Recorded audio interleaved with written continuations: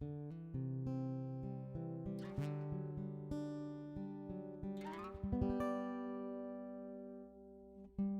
everyone, I'm John Steele, and this is After 4, a podcast for InterVarsity alumni. Life after college is hard, and even a great experience with your InterVarsity chapter doesn't shield you from the challenges of transition. As we hear stories from real alumni learning how to make it in their post-InterVarsity reality, my hope is that this podcast will offer some encouragement, a few laughs, and even some hope for the future. This is After 4, and these are your stories. Hello, welcome to After 4, the podcast for InterVarsity alumni. I'm your host, John Steele, and I'm really glad you're here. And I promise I'm not just saying that. From what I can tell so far, you're really a stand-up audience. Way to go. Anybody else getting excited for Christmas? It's just a few days away here, depending on when you're listening. I wonder if Santa will be a little more lenient on the cold this year. I mean, 2020 has been tough, and I think everybody could just use a break, Santa. So, cool it. Well, one thing I can promise is that this episode you're about to listen to is a top shelf gift. My friend Rachel is totally legit, and we had a great time chatting about sweet moments with her chapter at large group, expectations after college, and getting plugged into a church in your own hometown. I will also say that there was a huge part of our conversation that rather than edit down to fit in the episode and totally destroy the content, I'm hoping to release as a bonus episode in the new year so that it can be heard in its entirety. Too important to risk mangling, so stay tuned for that. For now, though, enjoy this lovely chat with my friend Rachel. Please forgive some of our audio issues. Long-distance interviews don't always get captured perfectly. So thank you and enjoy.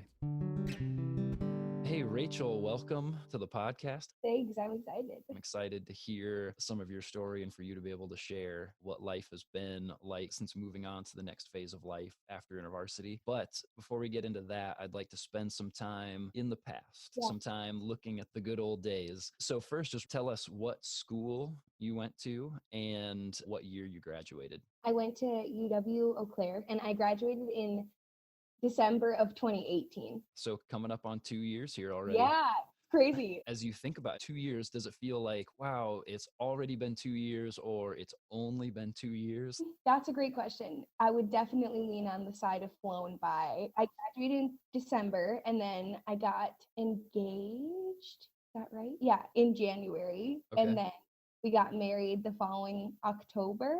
And all through that, I worked at 3 different schools from that time till Wow. now. So there's just been like a lot of transition.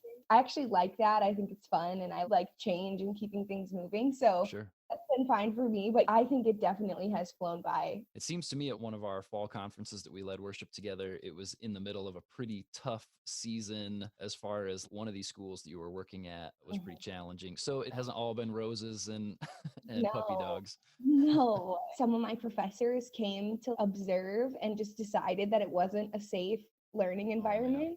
So then I just got transferred anyway to a different teacher. Man, that must have been really fantastic to have some professors that were like advocating for you and recognizing that that was not good. Yeah, it all worked out. Nice. That's great. Again, kind of living in the past here for a few minutes. As you think about your time with InterVarsity, tell me the story of how you got involved. Okay, well, younger Rachel was very stubborn. I mean, I kind of still am. So I came from a church in Milwaukee that had like a really vibrant youth ministry and it was huge. And I was like kind of zoned in on something similar to what I experienced growing up. So I went to college. I just happened to go to the same school as one of my friends from high school. We didn't plan it or anything. We just kind of ended up there. And we lived in the same dorm building and everything. And she and I were having breakfast one day and she was like, I met this girl coming up the hill because Eau Claire has this like legendary, terrible hill. Right. And it was in the middle of August. So she was carrying all her textbooks from the bookstore up the hill. And this girl, her name's Elsa, she walked up next to my friend and was like, hey, do you want some help carrying your books? And then Elsa invited my friend Abby to large group. And then Abby told me the next day, like, hey, I went to this group and I think you should come with me next week and you might like it.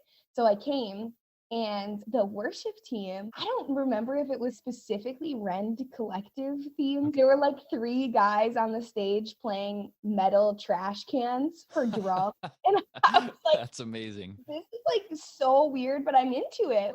Yeah, that's kind of how I ended up at InterVarsity.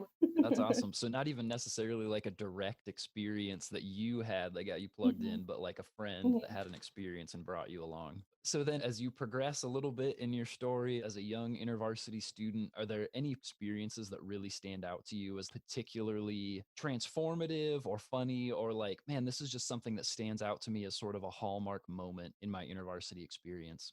In my junior year, I was going through a very, very hard time. Mm, Personally, I haven't experienced darkness like that in mm, my life before then or after that. It was a really hard time. But when I was in high school, I started writing songs just as a way to connect with God and get some of those emotions out. And yeah. so when I was going through this really hard time, I was like, I need to like put this down somewhere. So I wrote this song. It was kind of based off of the book 1000 Gifts by Anne Boskamp. She walks you through this journey of writing this list of 1000 things she's grateful for, the way that God cares for her and shows her his love for her in the little things.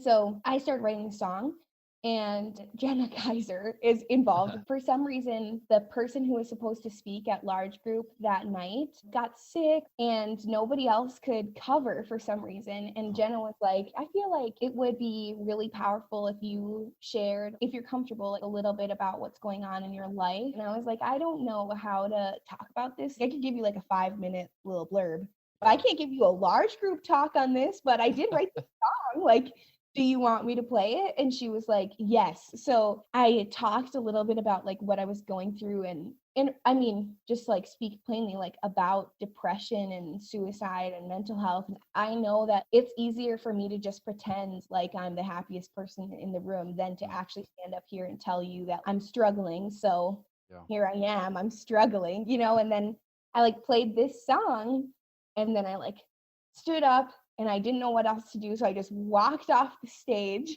and then I like walked off the stage and the whole chapter was like freaking out. People were like really going crazy. I had so many girls and guys come up to me at the end of that large group and be like, I've been struggling for like a couple of months and I didn't know that there was a place in Mm, Christian community to be able to talk about these things. That will like stick in my mind for forever. One, being able to see, wow, my voice has power and God has given me this gift that maybe I should think about using.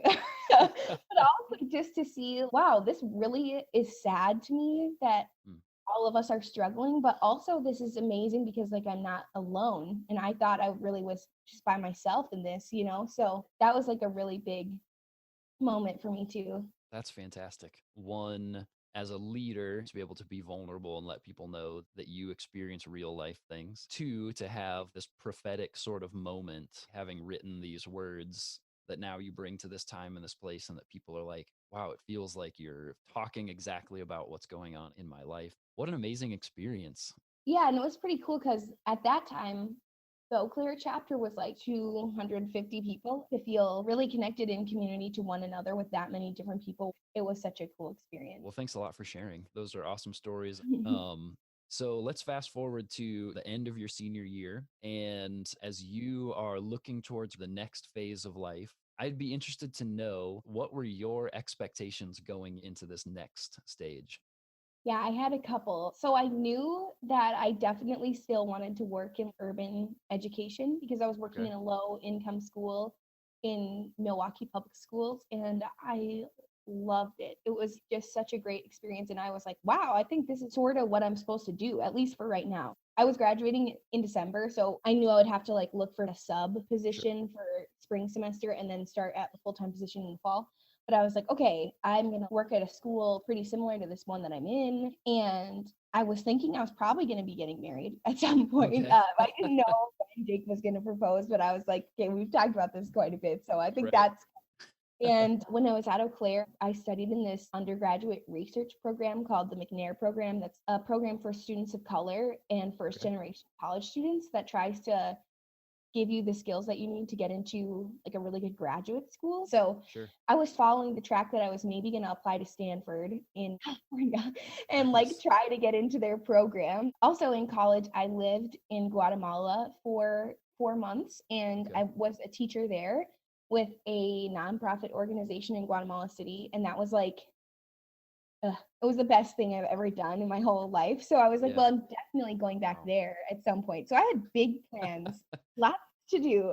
Well, okay. So working in an urban school setting, getting married, applying to Stanford, going back to Guatemala, those were sort of the expectations, the big dreams coming out.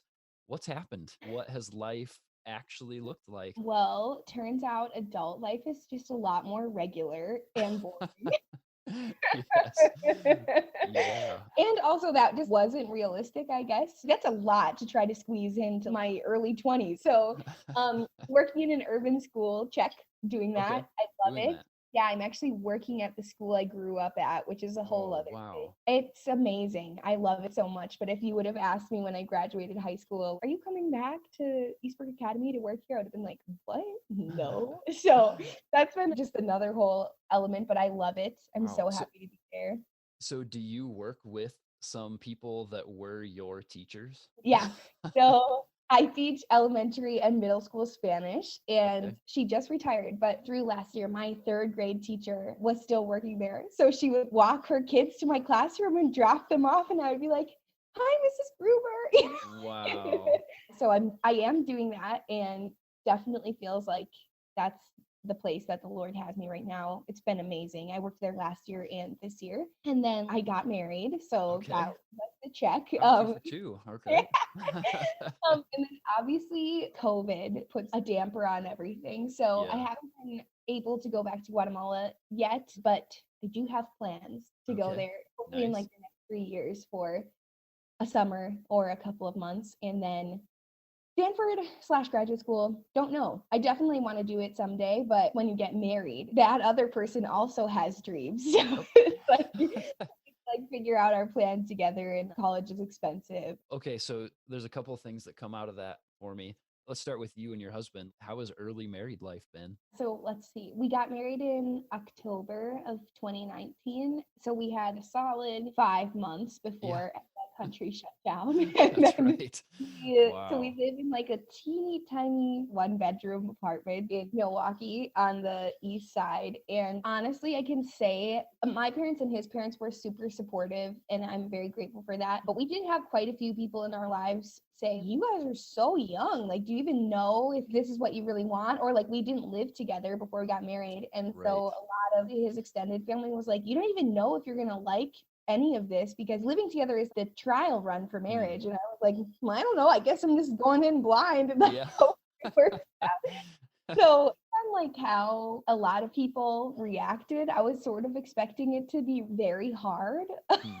Yeah. um, but I feel really fortunate in that I married the most gracious, Hmm. patient, kind, easygoing person that I think I've ever met. So Wow. like Jacob is, I don't know, like he just makes it like easy to be around him and live with him. So Yeah. I'm really grateful. Like I said at the beginning of this, I'm like a pretty stubborn person, Okay. and pretty independent. So when I was younger, or even, I don't know, 4 years ago, if you would have asked, do you see yourself getting married? I would have been like, no. So that's been way different than what I would have expected and what I kind of pictured for myself. I just never really like imagined at all that I would be married. Yeah. So that definitely has been an adjustment just for me. You know, if you're having a bad day, you just want to be crabby by yourself, but then someone's in your Yeah. house and your house is really small and there's only one Yes. room. So it's like, okay, I think I'm just gonna like go for a drive right now.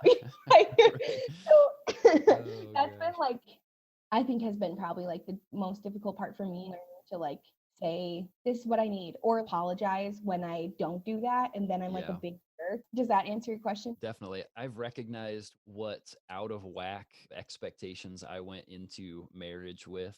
And I would say that I have a very good marriage. I'm very grateful for Caitlin and for our relationship. But I definitely realized some of the weird baggage that I didn't even realize I was bringing in, and expectations Yeah. and things that I thought she should just know. And you start to realize that, oh man, this doesn't quite work the way that I thought it would, and that it really does take work to figure that out. Yeah, and remembering as much as I have insecurities or things I struggle with, Mm. this other person also has those, Yes. like that's kind of, I think that's what I underestimated the most. Well, it's interesting because we're so used to having the most committed people in our lives being our parents. Yeah, Obviously, as we grow and mature, we can do a better job of being there for our parents, but really, their emotional stability does not depend on us. yeah, And so, for the most part, you have someone who is really committed to this relationship of, I'm here to take care of you and to prepare yeah, you. And totally. then you get into this new sort of situation where it's like, oh, you're not my parent. You're not just here to take care of me. We are here to take care of each other. That's Mhm. part of what we do. But I'm not the child anymore. I Yeah, am I totally. am equally a part of this adult relationship. And Yeah, and, like, yeah. even when I'm tired, the dishes still have to get done, It's just, Yes. like, a lot of transition, but it's great, I love it. I feel Yeah. grateful. I would 10 out of 10 do it again. I'm glad to hear that. So tell me, what's it like seeing plans like Stanford, Guatemala being on hold, whether it's because of the COVID reality that we live in or just because of life going differently than you expect? What's that been like? Yeah, I think in one word, disappointing. Mm, yes.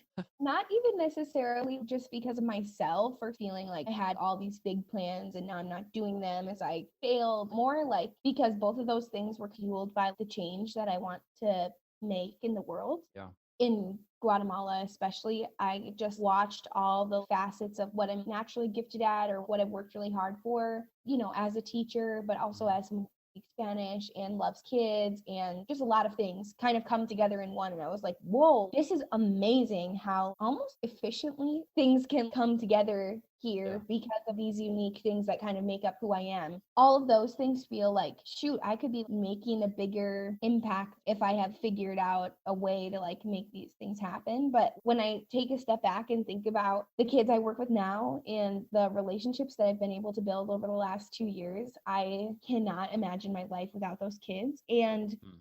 it's like really easy for me to pinpoint, okay, I needed to be at Eastbrook Academy for this student, this student, this student, this student. So I definitely need to let go of those bigger, I've just kind of been always an aspirational person. And it's like maybe those will come, but I also need to find a way to just chill out Yeah. and be fulfilled where I am right now instead of like always reaching for the next thing. That's super interesting to hear, especially with you being a teacher. I would really encourage you to consider watching this movie called Mr. Holland's Opus. Have you ever seen Okay, that?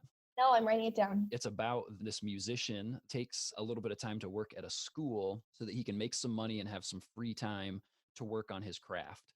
And then he finds out very quickly that being a teacher means that you have no free time. Yeah. And and it's all about his like throughout the course of his life and his career, he's constantly looking forward. This is Mm, where I want to be. This is where I want to go. This is what I'm meant to do. And until I get there, I'm just not doing the thing I'm supposed to do. mhm, But then as the viewer, it's slowly unfolding to you that he's having a significant impact on people and that their mm, lives are changing because of him. And that mm, it's not really until he gets much later on that he starts to recognize, wow, I wanted to do this super important thing that was really fun and exciting for me. And I'm realizing that through the whole course of this, I've actually been doing important things, even though I cool, thought that it was this mundane job that I didn't want to cool. do. I watched that movie after a decade plus of not seeing it, having similar experiences in my own life, not as a teacher, but found myself multiple times in the movie just weeping. I was like, I'm so glad Caitlin's at work right now. So I can just sit here during my lunch, just eating this sandwich, crying as this guy's having this sort of really important existential moment and seeing myself in those Cool. moments as well. I think that some of the things that you're talking Yeah. about right there, it's so easy to get lost in that focus that we don't realize that, man, there are people that we're interacting with and having an impact on right here and right now. The moment that we're in is the moment that God is Cool. using us. We're not Yeah. waiting for that moment to be used. He's using us right now. Okay, so big 90-degree turn Yeah. here. A lot of people who are recently graduated, and I would say especially those who have come from a Christian community like InterVarsity, are having a hard time connecting with Christian community or having a hard time just with the church in general. I would be interested to know, what's it been like for you in the church community, the Christian community outside of college? I won't lie, it's been tough. Jacob and I, when we moved back to Milwaukee, we started going to like a couple of different churches to see, do we want to stay like at the church that I grew up at? We decided like this is kind of difficult because every community has its own struggles. So we just need to decide like what are the things that are important to us in a church Mm, community, and then what are the struggles of that community that like are like okay with us. Do you know what I mean? Like we don't yeah. want to like, Yep. people who are listening to this probably won't know this, but I'm biracial, so I'm black and white. And we live in Milwaukee, which Hmm. is extremely segregated, Yeah. like ridiculously segregated. And so that makes it really hard to find a community that's diverse, Mm, like racially yeah. and ethnically, but also we really put a big weight on wanting it to be diverse in age groups. Basically, after all of our considerations, we ended up at my home church anyway, where I Okay. grew up, because it just is the most diverse church ever that we could find in the city, Yeah. as far as racially, but also like nationality. Like we just have a lot of things going on. So it was definitely hard for me and for Jacob at first, because I know a lot of people there because I grew up there and Jacob knows no one. So then it was this whole weird like, should we just go back and hang out with the people that I used to hang out with and now they'll be your friends? Or Mm, should you join a group and make your own friend? What should we do? You know?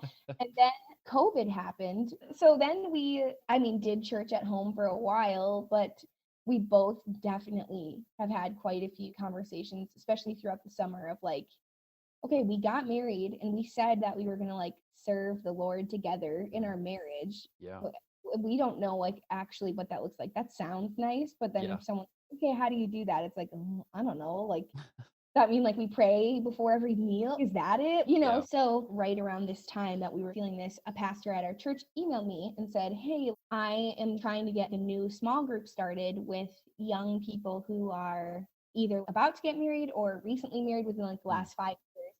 Do you guys want to join? And I have a bad habit of doing this, but I didn't even ask Jake. I just was like, yeah. And then I remembered later Uh, that night that I told Jacob, and he was like, that sounds good. Like, so, like, oh, that's you funny. know, Every married couple can identify with that exact moment from one side of the relationship or the other. unfortunately, it's me doing that a lot, but that's okay. We're Uh, growing. So at our first meeting, I was like, I don't think I'm going to fit into this group because everyone was super quiet and I mm, was cracking jokes and everyone was not laughing. And I was like, oh, of course. like, what am I gonna Uh, do? And we left, and Jacob was like, okay, I already know what you're thinking, but like, you just need to like give it a try. Like, we mm, need to give this at least a couple months. And I was like, yeah, you're right. Because like, if there's one thing I learned from like InterVarsity community, it's one that it takes work. Two, yes. nobody's themselves when you first meet them. Like everybody's No, some like kind of exaggerated version of themselves, either on one end or the other. So like we just need to exactly. give it some time.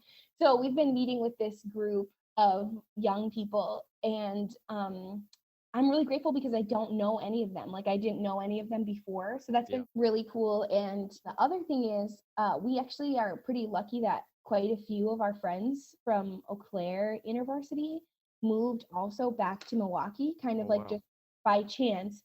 So we've been all trying to be like pretty intentional about like at least once every couple of months, like seeing if we can like get everyone together, Yeah. and getting together with those people is just so sweet. That's great. That feels like such a worthwhile principle to consider, if like for the places that it's possible to have both of those kind of Mhm. communities of like, these are the people that it's just easy, it just works, like I Yeah. can connect with them, we all want to be together every Mhm. opportunity that we have, and we don't have Mhm. to work hard once we're Mhm. there because we already did that work years ago. Yeah. But then to also have that place where you're like, okay, this does take work, this is a place for us to keep practicing like what it looks like to develop new relationships and to care well for people that I don't know, trusting that down the road we're going to get to that place. I think it's so easy for us just to forget that it is hard work to develop relationships. It's harder for some and easier for others, but overall, like, it's hard work to build that relationship. And I think I had a lot of fear going into just like given the state of the country right Hmm. now, I was like, I kept telling Jake, so we came to this small group and everybody was white, which is like very rare that that would happen at our church. Sure. Like the odds of that happening are like so low. So I was like, what the heck? Like this is just another like situation where I feel like people are going to be saying stuff about like what's going on and I'm Hmm. going to feel like I have to like speak up again and like this is supposed to be like this new community that we're making and I'm going to be the one who's like you can't say that. Yeah, Like so right. that's I mean, because it is a big church, a big city, it's really divided. No Yeah. matter where I go, people are going to have opinions that I don't agree with or that aren't hurtful. Mm. But also, I think, especially right now in the church, it's really, and I'm saying this for myself more than anybody else, but it's just really important that we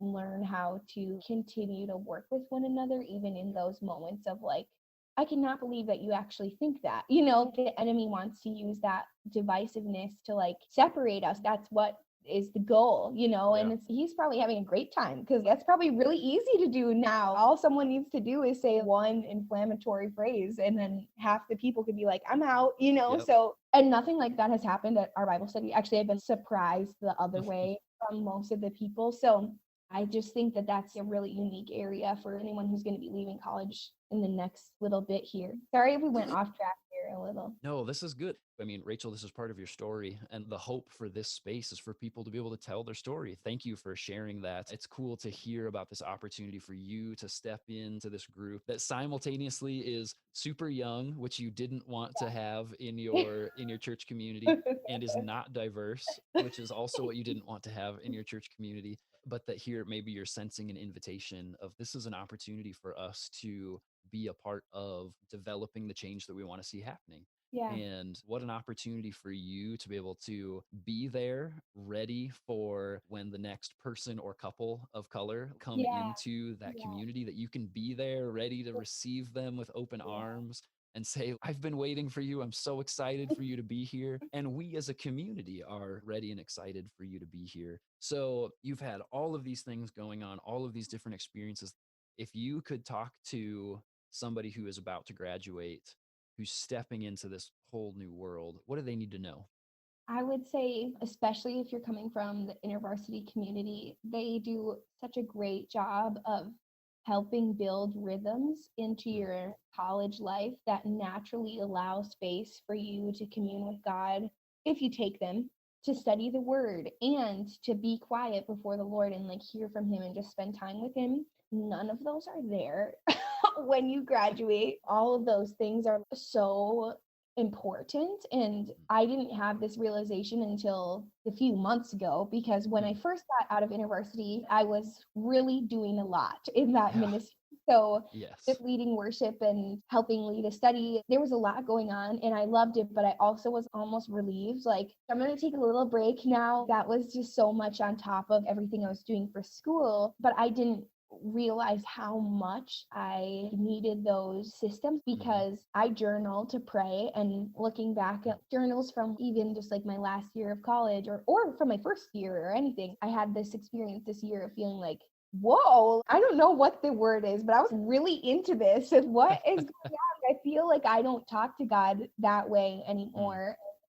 I went on a walk and I was thinking about it and I was like, well, of course not, because you're not spending 2 hours on Monday in the Word preparing because you're so anxious that large group is going to go well and really just asking the Lord to like take it over. And you're Yeah. not spending time with these people digging into why do you think there's so many of this word in Mark chapter 3? You know, there's Yeah. just all of those things that Funny. feel silly when you're doing it, but then once you get to that moment of, oh my gosh, I think God is speaking this thing to me, all of that takes time. So I think the biggest thing I would tell myself and that I am telling myself now is you need to sit down and actually plan when can you do those things that you know feed your soul and that bring you closer to God. For me, it's been figuring out, okay, when can I drive out of the city, go on a walk by myself, and just be still for a couple hours. I got to start somewhere, you know? Right. So get that on the calendar because if it's not there, you're not going to do it because things Right. come up. That's great. those rhythms, they're huge. They Yeah. provide so much stability. They're available after Yeah. college. They're Yeah. just not as upfront in your face available Yeah. as what Totally. you were used to. I think Yeah. that's a fantastic word. And I can say from experience that is also something that I struggle with, maintaining those rhythms, even though they Yeah. are life. Rachel, thank you so much for hanging out and sharing your life. I'm super grateful that you joined us. Thanks for giving me the opportunity. I hope we get to jam sometime in real life soon. We'll That would see. be super fun. Let's figure out how to make that happen Yeah, sometime. That we would be should. awesome. Thank you. And there it is, part one of my chat with Rachel. Like I said, I hope to release a bonus episode in the new year, so keep that filed away. But hey, can you ask for better advice to end the episode? How important are those daily spiritual rhythms that we so often take for granted? I don't know about you, but I feel like I usually put too much weight on the big conference or Sunday morning moments to fuel my discipleship. But I honestly think it's the daily faithfulness to simple rhythms that keep our hearts tuned into God. Thanks so much, Rachel, for such an important reminder. I too would like to give you a reminder, and that's that there are more episodes of this podcast. We have 4 episodes that have dropped all at the same time. If you're traveling for Christmas and need something to listen to as your sleigh glides over the river and through the woods, or if you're just looking for a last-minute gift idea for yourself, tear the wrapping paper off another episode and enjoy. Our 4th episode features not 1, but 2 guests, husband and wife power couple Leah and Daniel. Pop on over and check it out. We'll see you there, alumni.